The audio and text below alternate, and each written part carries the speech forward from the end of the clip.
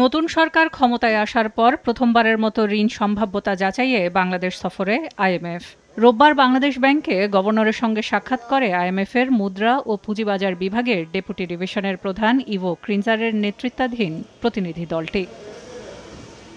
$4.5 billion নতুন ঋণ চুক্তির সম্ভাব্যতা যাচাইয়ে 16 জুন পর্যন্ত সফরে বিভিন্ন দপ্তরের সঙ্গে আলোচনায় ব্যাংক খাতের সংস্কার, রাজস্ব আয় বৃদ্ধি, মূল্যস্ফীতি নিয়ন্ত্রণ ছাড়াও প্রাধান্য পাবে নতুন বাজেট ও বেতন কাঠামো। অর্থমন্ত্রী জানান, আইএমএফের সঙ্গে পুরনো ঋণ কর্মসূচি নয়, বরং দেশের স্বার্থকে প্রাধান্য দিয়ে নতুন ঋণ কর্মসূচিতে যুক্ত হচ্ছে সরকার। এ সময় আগের ঋণ কর্মসূচিরও সমালোচনা করেন তিনি। কিস্তির টাকার চেয়ে আমার জন্য যেটা গুরুত্বপূর্ণ, আমি যে প্রোগ্রামে যাব এখানে বাংলাদেশের মানুষ, বাংলাদেশের স্বার্থ, অর্থনৈতিক স্বার্থ সংরক্ষিত হবে কিনা, এটা আমার জন্য সবচেয়ে গুরুত্বপূর্ণ।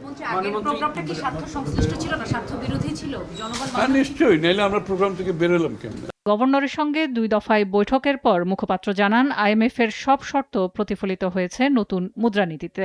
ফলে ঋণ পাওয়ার ক্ষেত্রে আশাবাদী বাংলাদেশ ব্যাংক। মূল্যস্ফীতির বিষয়টা অ্যাড্রেস করতে গিয়ে কিন্তু সর্বশেষ যে আমরা মনিটারি পলিসি ঘোষণা করলাম সেখানে কিন্তু অপরিবর্তিত রেখেছি। যে সকল সমস্যা হচ্ছে সেগুলো আমরা অ্যাড্রেস করতে আবার যুগোপযোগী পদক্ষেপ নিচ্ছি কিনা, এগুলো যদি তারা খতিয়ে দেখে, আশা করি বাংলাদেশ ব্যাংকে যে পরবর্তী যে ঋণদানের কথা শুনছি সেই ব্যাপারে আইএমএফের সিদ্ধান্ত পজিটিভ হবে।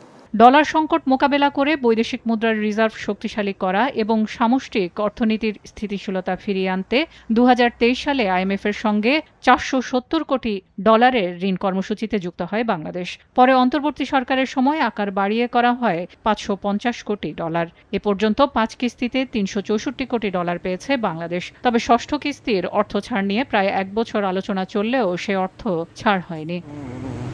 সেলিয়া সুলতানা, সময় সংবাদ, ঢাকা। এক মিষ্টি সকাল, কানে কানে কিছু গুনগুনিয়ে বলে যায়, কাছে আয় ভেসে যায় হাজার ফুলের ঠিকানায়, ছুঁয়ে দিয়ে ডুবে যায় সুগন্ধে সেই সীমানায়। তিব্বত লাক্সারি সো, বাংলাদেশের রূপ।